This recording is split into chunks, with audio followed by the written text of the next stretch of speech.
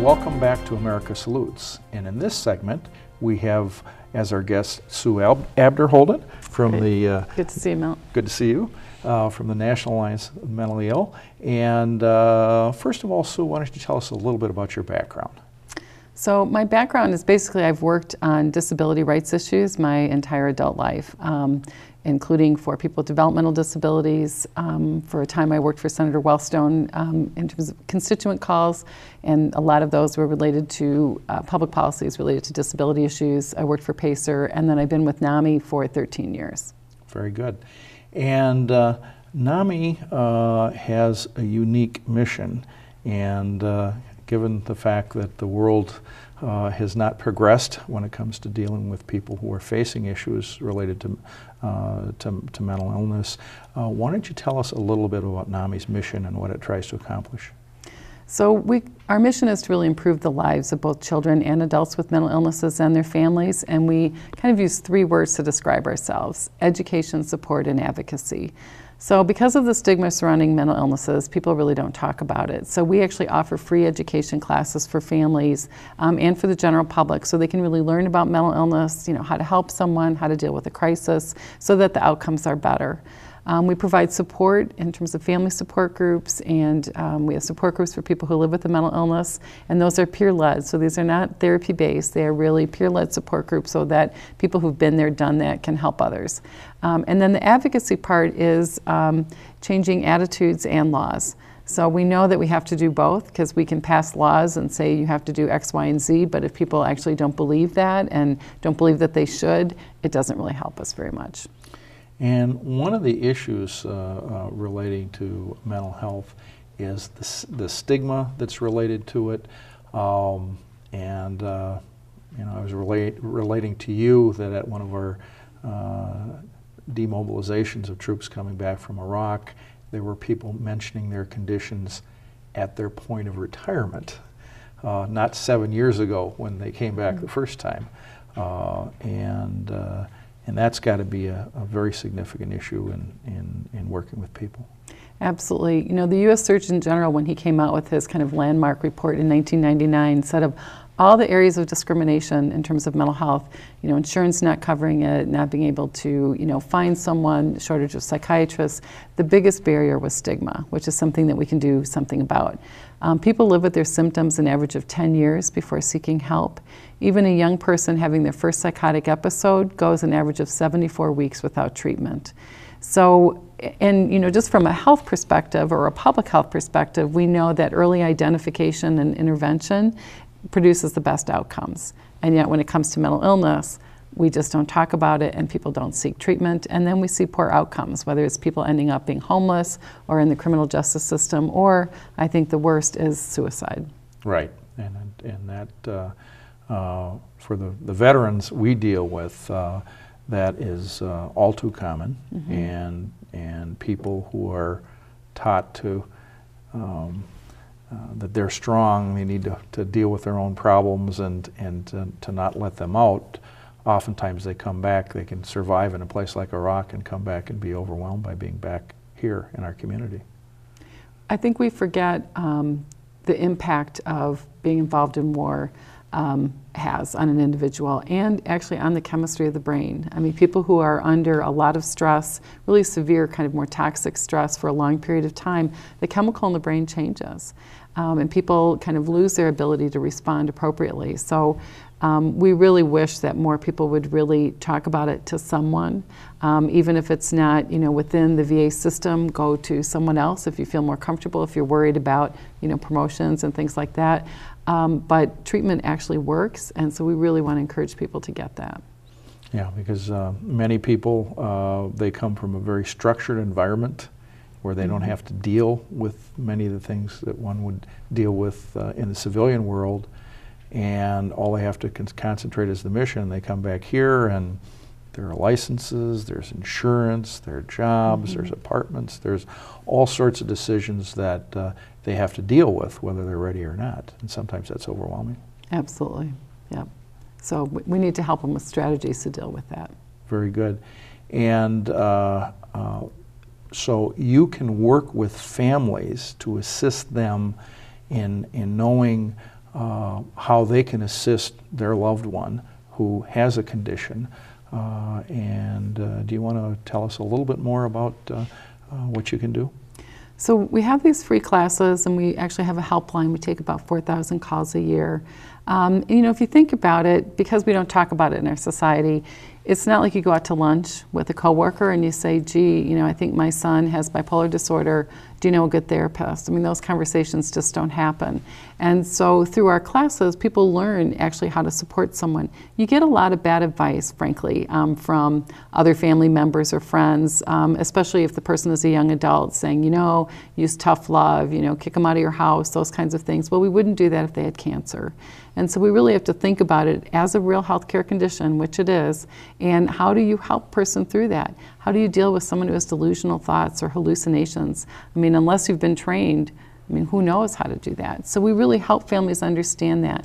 And I have to say, of all the things that, I've learned about, in these many decades, when it comes to people with mental illnesses, we don't provide a lot of empathy.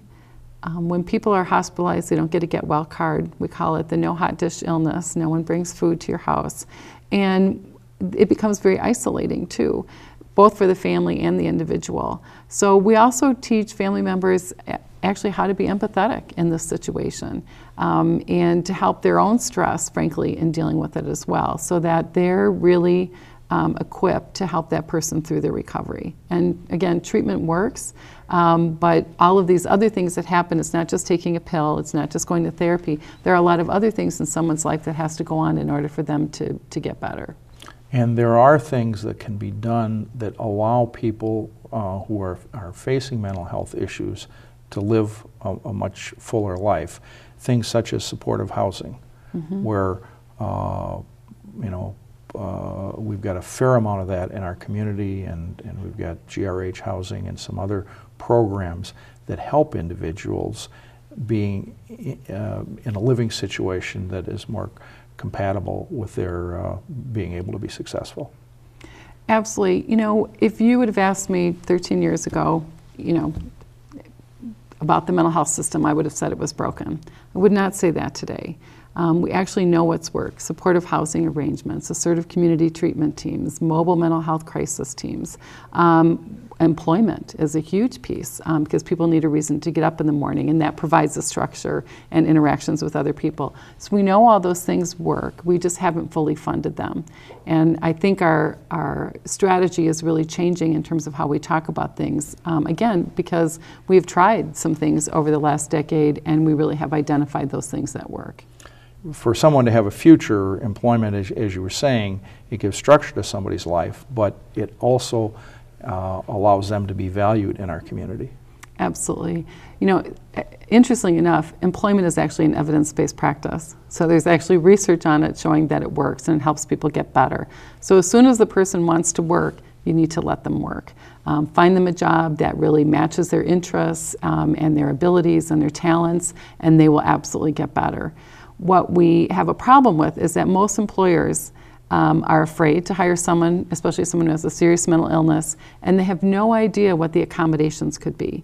If someone comes in a wheelchair, you're kind of understanding what those accommodations are. Someone comes in with a serious mental illness and they have no idea. And yet they're very, very low cost. They can be simple as letting someone listen to music with earbuds to drown out other noises. Getting rid of fluorescent lights because of the noise. For some people, they can really hear them. Making sure someone isn't at a desk where their back is to the door. Some very really very simple, very inexpensive ways that you can accommodate someone's symptoms of a mental illness.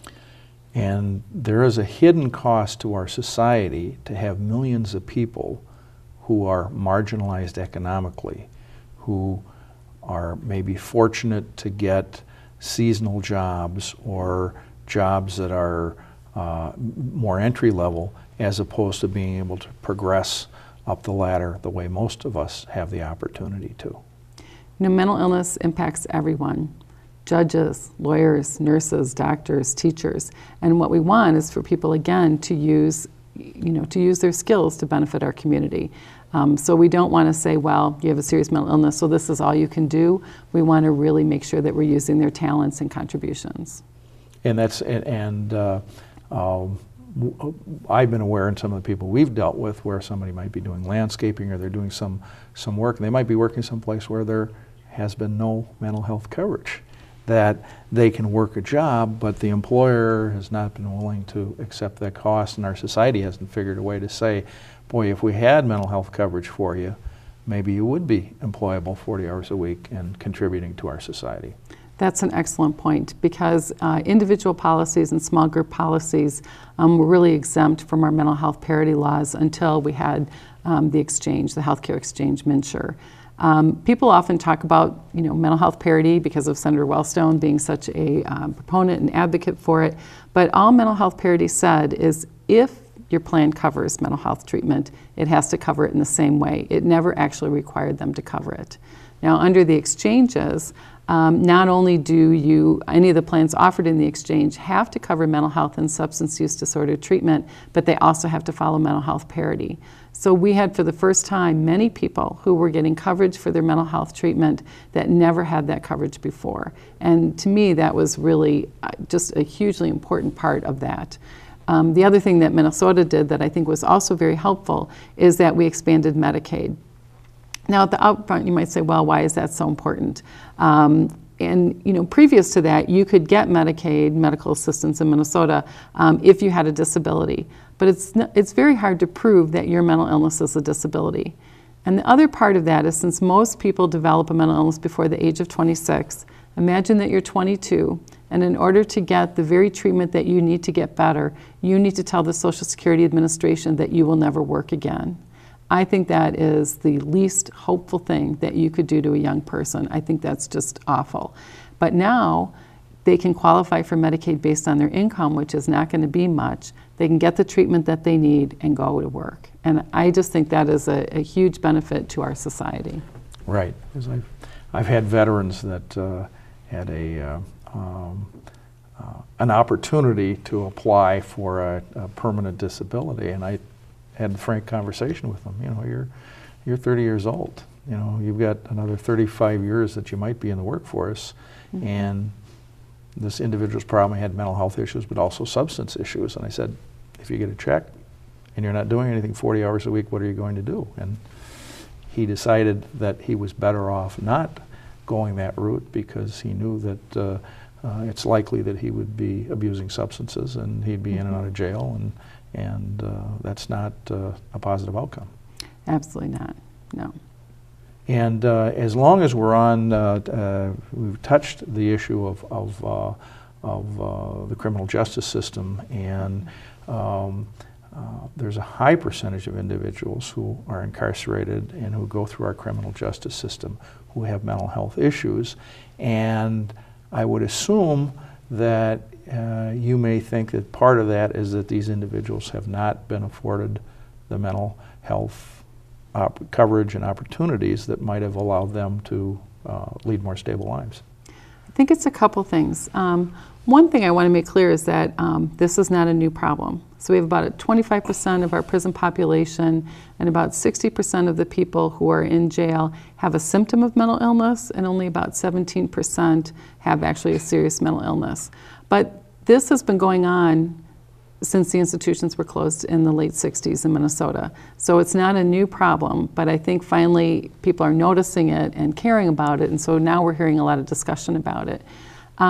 What we found is that if you have a police response to a mental health crisis, then that person is more likely to end up in jail. If you have a mental health care response to a mental health care crisis, the person ends up in the mental health system. Now, we've begun to change that a little bit with a police training program called CIT, Crisis Intervention Team Training, where the police actually, it's a 40-hour class, they actually learn about mental illnesses and the symptoms and how to de-escalate and how to treat people differently. And they also learn about the resources in the community, so they're more likely, if they're trained, to bring someone into the mental health system versus the criminal justice system. Kind of on the flip side is once someone ends up in jail, before they get released, they're often released to the street. While you have people who don't have stable housing, who have not accessed treatment, have not signed up for insurance, do not have employment, all of those different things, and then we're surprised when they end up back in the criminal justice system. It's like, well, we keep doing the same thing over and over again and expecting a different response. And I think we're seeing some really good models develop to do this differently, including up in the Brainerd Lakes area. The mental health center there, they put the therapist in the jail. So they're connecting with that person before they get turned out into the street. So now they're connected, they're getting therapy, which is a good thing. And then our mobile crisis teams that we have around the state, we don't have enough of them, but we have them, are another way that we're really kind of diverting people away from going into our jails. Good. Well, in our last minute, if you want to leave our viewers with a thought, what would that be? Well, I think the best way that we really reduce stigma is by people sharing their stories. Every time someone shares their story, we take a brick off that wall of stigma. And I know people are often afraid to do that, but I can tell you, having talked to literally thousands of people, with a serious mental illness and family members over the years, nothing bad ever happened from sharing your story. So I would just encourage people to be more open about it, and you will help not only yourself, but our community as well. Very good. Well, Sue, I want to thank you for being our guest on America Salutes, and I hope that our viewers have found this show informative, and if they need some information on the services that NAMI provides, to please contact NAMI at the number that we've shown, and they can benefit from this very much. Thanks so much for having me on, Milt. Thank you, Sue.